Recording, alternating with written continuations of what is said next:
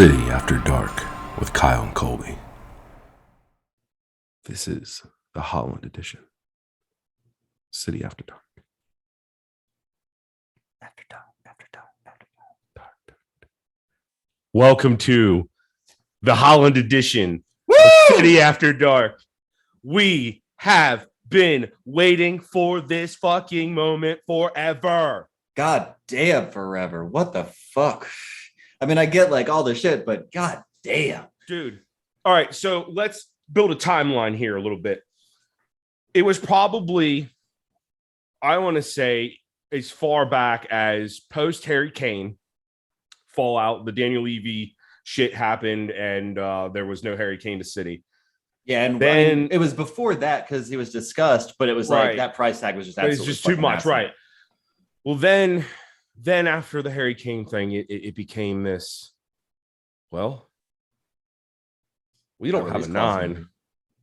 That release clause isn't that bad. I mean, we're fucking City. We have money pouring out of our fucking asshole.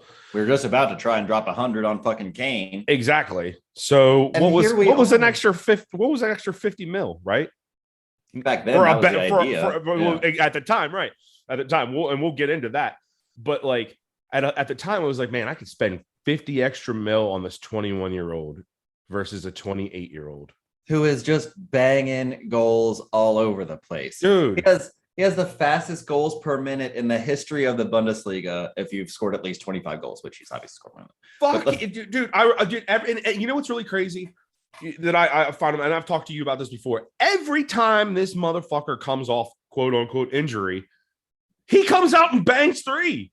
Yeah, and you know it's having. There are so many aspects to like. I guess we can get into that in a second, but that I'm so excited for what he can bring, because you say, oh, he's a 21-year-old, and we've brought in 21-year-olds who like have needed some time. Yeah, he is not that kind of player. He's a guy that can like walk into any fucking side and be in that starting 11 and crush it. And let's not forget, this man is born and bred football. Yeah, and he was born and bred blue too. Mostly. Yeah. I mean, Leeds I'll give you, but was he ever going to go to Leeds? Give me a fucking break. I don't think so. No, I don't think so. Well, I mean, aside from the price tag alone, but even at 50 mil, like they couldn't afford that. There was that slight chat too about Newcastle, and I'm just thinking to myself, like, Newcastle has so many fucking things to fucking think about before they can think about picking up an Erling Haaland. So. And Erling Haaland's only going to go to a Champions League side. That's exactly. Cut and dry. I mean, granted, the Newcastle side now has what is it, 262 million pounds, or no? Maybe that's. Or am I thinking about us? I'm thinking about us. What, like for a summer war chest, or like? Yeah. Exactly that.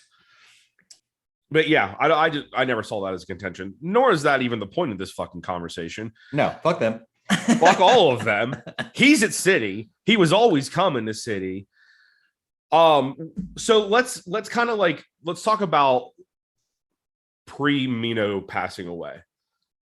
Some things that I read today about how this deal has basically been done for a month. What do you think kind of was the lead up? And being that, Mino did pass, rest in peace. Do you think that deal was being done within that week? Oh, absolutely. Or do you think that it was solidified? I mean, even still, it's not technically solidified. I guess there are still some personal details to work out, which I would imagine has to do with like image rights and that kind of thing. Yeah. But like, I don't think that there was ever a question in his mind where he was going to go. I think that he likes the idea of Real, but he doesn't like the idea of having to battle with Benzema of like, he comes into our side. He is it as far as a 9 goes. Yep. Yeah. And I mean, and depending on what happens with Gabby, I mean, it's already said that essentially he's going to have the 9 shirt. So I don't know what Gabby's planning on. I mean, he had the could back to 33. Yeah. He could go back to 33, and I think that would be all right. But there's always that stigma going backwards in football. And that's something that I don't really, I just don't, there's so many things I want to say. There's so many things that I regret saying if I do, I feel like, but with Gabby's play as of late, I really don't want him to go, but I almost feel it's going to be a necessary evil. I mean, it just depends on him and what offers are out there. Yeah. I really, because I can see both sides of the. There are plenty of players that potentially could leave. I don't think that anyone in that squad wants to leave right now, plain and simple. I feel like we are looking at we've only been progressing since Pep came. I mean, really since the start of the decade, or since the start of the teens or whatever you call them. It's only been an upward tick. And anybody who doesn't see that and thinks that going to Arsenal or whatever is going to be a better situation for them, you're full of shit.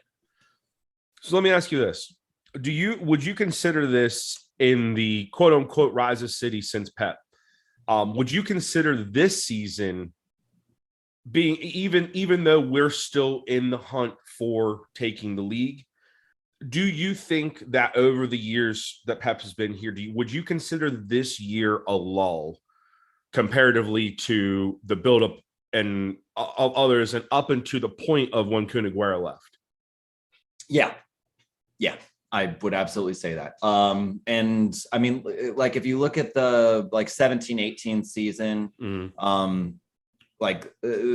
no one could touch City. No one. Mm-mm. The closest was like United, surprisingly, in second, I think at like 19 points back. That's fucking crazy.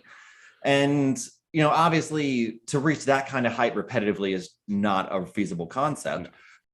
At the same time, what we saw this year, we've seen before where we disperse the goals out, but normally that dispersal still has at least one player 20 goals, 20 plus goals, at least over 15 goals. And what our high score right now is like 12 or 13. Like, it's not great.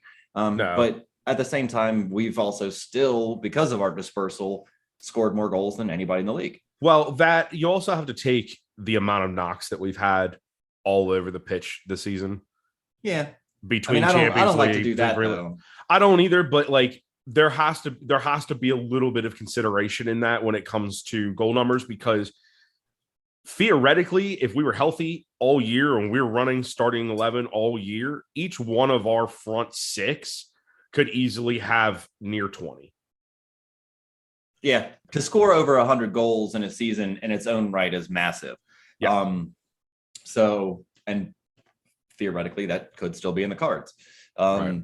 But adding him in will just, and as we've discussed before, like you put him in the center, and that doesn't only mean that we have goals coming from him. That means we have goals coming from all over the fucking place because of defenses just being fucked by not knowing what to do about it. Right. Well, and going into next season, so this kind of is going to roll into what I was going to start talking about next, is how will Erling fit in immediately? If not immediately, how long do you think that it will take him to integrate into the system? And also, with what you just said, what would it be? And it's going to happen, obviously. You have Jack on the left, maybe Gabby or Sterling on the right, depending on how shit happens. You also have the potential of having Riyadh still there. He's able to play both sides. He's more suited for the right because of his footedness.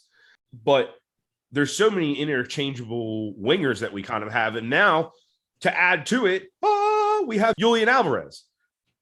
So the fact the way that I'm kind of looking at how this could go, and I know I asked you the question, and I'm going to say kind of my thoughts on it real quick, is each one of those wingers, I kind of look at them almost as potentially just being ball machines that feed him in. Poof, poof, poof. Well, see, that's the thing, is like the way I actually see it playing out is kind of like how Harry Kane plays. Yeah. How he like drops back almost midfield. I don't see him dropping back that far, no. but I do see him playing a little more back and having the wingers play a little more forward, so that not only can they feed him balls in, but if they do, it can be a 1-2 down to them right there, or he can get the ball in and then they cut in. There are just all kinds of options as far as that play goes. I just see him not being like up on the fucking line of the box. I see him being a little more back toward midfield. Well, and two, you have to remember this man's size. We have been playing with 5'4" to 5'8" forwards for the last fucking 6, 7, 8 years. So now we have finally like a big body right there in the center. That's for as many teams in the EPL, their backs, you don't really see a back that's much under 6'1". So having somebody that's up on that level who's able to take the ball in and maneuver them, game over to me. Yeah, I think over. I think Laporte might be 6'4", but I think otherwise, I think he'd be our tallest player on the team. Rubes is 6'3". Right. I think America is like 6'3". Yeah, I think America is 6'4" because he's just like he's scotch higher. Yeah. So your take on what the timetable will be for him integrating into Pep system? Immediate. With the transfer being July 1st, he's going to be right in there training. I'm assuming that he has one game left with Dortmund. Yes. So he can go on holiday immediately. Yep. Get all that out of the system. Come in July 1st, start training. And then by the time we have preseason matches, I guarantee he's going to be with us for preseason. By first match, he will be starting, if not like coming off the bench. Hopefully he's at Tour America, huh? Hey, that's what I'm saying. He will. I'm guaranteeing he will be, because it's just a common thing to have, especially if your new signing doesn't have like a World Cup match or some bullshit like that going on. Which Norway definitely does not. Sorry, Norway. Well, and it's like this winter, but right. But yeah, so it's just kind of like all of the things are in place just for him to come right in, start training right off the bat, and be ready. And that's fucking scary. Oh, and I love it. It is scary, but here's something else that might be a little scarier, and not to bring the mood down, because please, nobody here think that we are any less than extremely elated that this is happening. But there is always cause for concern. His injury proneness is something to talk about. I can recall at least 4, if not 5 times this season with Borussia where he's been out. A couple of games. But still ends up being one of the top scorers in the league. That doesn't matter. He's still injury prone. With City having such a good medical staff, do you think that in the summer that they will maybe tend more to his already pre-existing ailments with his ankles? Or do you think that just overworking in the way that Pep system works and the way that they do their treatments and stuff like that after training, that'll just kind of work itself out? It's a fantastic question first. But second, I really do think that the injury proneness, quote unquote, I don't really think that's going to even be a problem.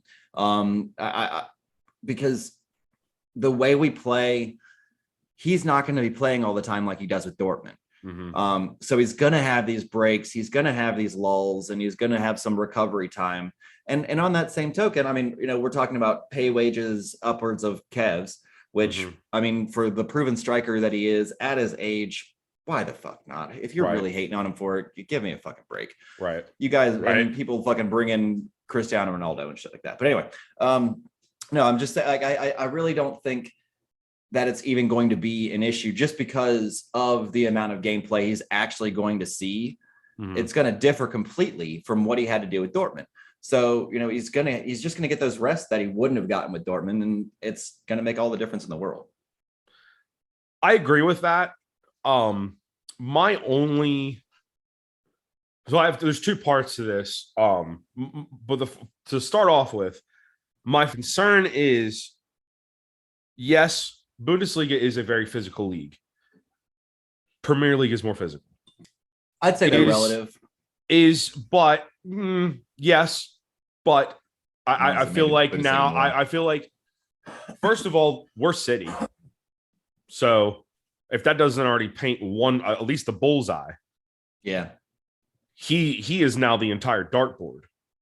So who's to say that, I don't see like Liverpool doing something like this, maybe a United, Leeds, maybe a Leeds, maybe although I would hope not. Leeds, I would hope that you would respect, but well, and that's coming off of recent play, totally. Right. But but my thing is that I from spending the year watching Bundesliga intently, and also side by side watching the Premier League, I will tell you that there are a lot more times where I'm seeing Premier League be a lot rougher. I mean, there are crashing tackles all there over are the place. But but where I'm going with this again is he's going to become a target. Yeah, but he also, I mean, he's not an idiot. He knows, for one thing, he knows his positional play. He has, I wouldn't say is great. I think his control is actually going to develop under Pep better. Yep. And that's going to be a big thing for him, being able to move the ball around like that. But I really like it's going to come down to where he is in the box and the fact that he knows, like, okay, you want to come in on me like that? I'll go down and get us a penalty that I will shoot and another goal for City. And, that's really what it's going to be all day. And if it's not him, and that's why I was saying him playing a little back is, like that way, and maybe to start the season more so back. So he's not in those constant like clashes, right. And just kind of playing the ball up. And then, then getting a header off or whatever, something like that. I just don't think he's also just a big motherfucker. Like, a big motherfucker. there are just so many aspects to his size, his build, his game that I don't think that there is going to be. I mean, obviously there's a learning curve for any player coming into the Premier League, but I don't think he's played against these clubs already. Right. Like, he's played against the best clubs of the Premier League already. Right. And maybe that could be the downfall, is playing against the lower clubs that are going to do everything they can to win. Right. That's really where that whole question comes from, because it's like I said, I don't really see that coming out of like a United. I definitely don't see that coming out of Tottenham. I don't see that coming out of West Ham, maybe a little bit. But it's going to be the lower clubs that are going to be making him a target because they're desperate to win and they know that he's our golden boy. So but that's also where the rests and shit come in, because it's like I wouldn't even worry about playing Haaland against him. So on that token, Haaland is our solid one, number 9. Who's the number 2? Whoever. Do you think it's going to be a rotational thing between Foden, Grealish, depending on if Gabby or Raz leave, either one of them? Right. Okay. Yeah. So he's gonna. So basically, the way I'm interpreting this from you is that when Haaland's in, we're going to play a 4-3-3, a solid 4-3-3. But when he's not, we're going to go back to the false 9, or even what we've been playing even the last couple of games.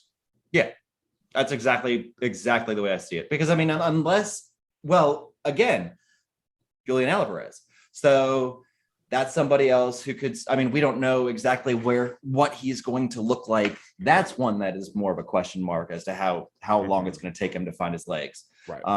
Especially coming from the Argentinian league to the Premier League. I feel like that's a monumental step. Yes, absolutely. And for a young kid too. Yeah, absolutely. So one of the things that we know about Pep is that he basically, in essence, requires his players to fit to his system. Now that Haaland is here, we know how Haaland plays.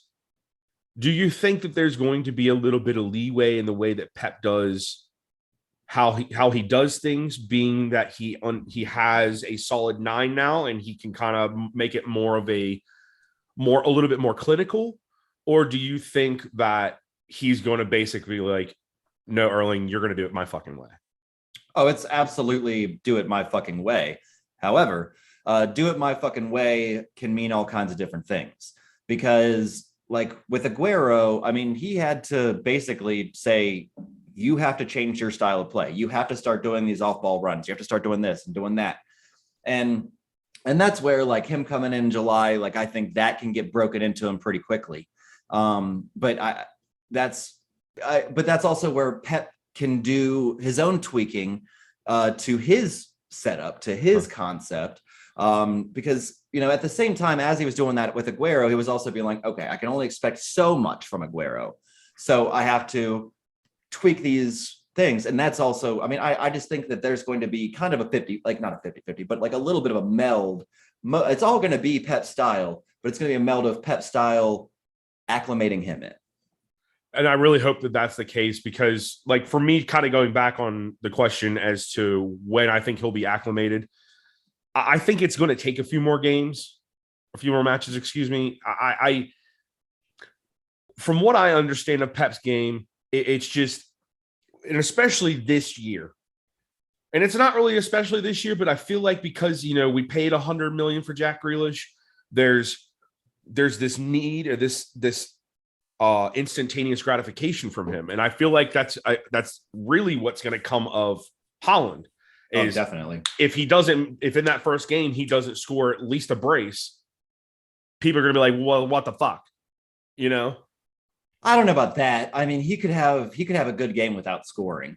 So I think it just depends on, I mean, you know, no matter what, we have to know as City supporters that the media is going to shit on him. Yes. At some point it's going to happen. Like, oh my God, they paid this much, even though it's only 50 fucking million. Like that's like, Jesus. I mean, that's, I mean, they were shit in the bed when we fucking paid 55 for Kev. Think about that now. Yeah. And, right. Like it's going to happen. He has to be ready for it and just know that we're all behind him and fuck them. I think his mentality warrants that type of behavior. I think that he'll be able to take the press, especially the English press. I feel like that is one tough cookie. I mean, if there's as many Trent Crims in the world as I think there are in those fucking presser rooms, oh man. But no, I really think he has the mentality to fit into the squad in that respect. I think he'll be able to handle what's going on. I mean, he's been handling it for the last 8 months, really. I mean, because this transfer talk has been happening fucking forever. Fucking ever. I'm just, you know what, to say it on that, I'm just glad that it's the fuck over, to be honest. I'm so glad that it's over. I'm glad that I got to scream. I was telling, I told Scott Brokaw, the head of the Capital City Support Club, I put it on their post. I was like, dude, I've been running around my house for the last 10 minutes screaming my ass off, dude. And it just, it was like Christmas morning. Like if nobody feels like that felt like Christmas morning today, even a little bit yesterday, I don't know what does. Like, so this signing it actually has it has more of that feel of like when we got Bernardo, because it was early when we knew we got Bernardo. And like Bernardo, when we faced Monaco, I was like, fuck, dude, that guy, if we can get him, holy shit. Like, and of course that's proven true. Yeah. And I just feel like all of these little things just key into it just being a really, really good relationship. And once he gets in there and hears the support and feels like that the Eddie had all like, you know, I mean, you know, there's that video of him like walking into the Eddie had and he's like, it's beautiful. Yeah. Oh God gave me chills. Woo! Yeah. And it's just all of that I feel like we have. It's not just that we have this quality player coming in. We have this quality player coming in that like wants to be here, wants to be part of the system, is going to crush it. Absolutely. And to just add into that whole melting pot, Haaland already has pre-existing relationships with a lot of the players on our current squad. To name Phil Foden, Riyad Mahrez, Kyle Walker, Kevin De Bruyne. So he's already being, I mean, that's, if that's not a welcome crew to have, I don't know what is either. Like, I think Gundogan even too, actually. They would have played against each other. But I mean, there's that like Cabana shirt fucking picture with him and Riyadh, like yeah. They were underneath that like gazebo or pergola or whatever or whatever that was out on some beach and shit. Like, yeah, dude. So yeah, I mean, that's praise be the fucking football gods. We finally got our number 9. Praise be, we finally have a new sense of hope, especially after being knocked out of the Champions League. I really do think that he is going to be the ticket for a lot of different. I mean, it's just that extra edge, like we were talking about in the episode. Like, it's just that extra edge that we needed to make people not know what they're facing. Yep. And like, I mean, because right now they know they have a false 9. They don't know what front 3 they're going to face, but they know they have a false 9. Mm-hmm. And with him in the squad, it's like, well, shit, who's on the bench? Who is going to be? Is it going to be Haaland? Is it going to be, Right. And now the guessing game is back. Yeah. I dig it. All right, guys. Well, we're going to conclude this up. Thanks for tuning in. I hope you guys are just as excited as we fucking are. Woo! Be sure to go on to our Facebook, Instagram, our Twitter, and our YouTube at 3 Points in a Pie. You can even just look us up that way. Also, be on the lookout. We have a pending special guest coming soon. We will be releasing those details in the coming days. And that's about it. Yeah. Yeah. Fucking Haaland. We got fucking Haaland. Haaland. Campeones. Ole, ole, ole. Thanks for tuning in, guys. See you next week.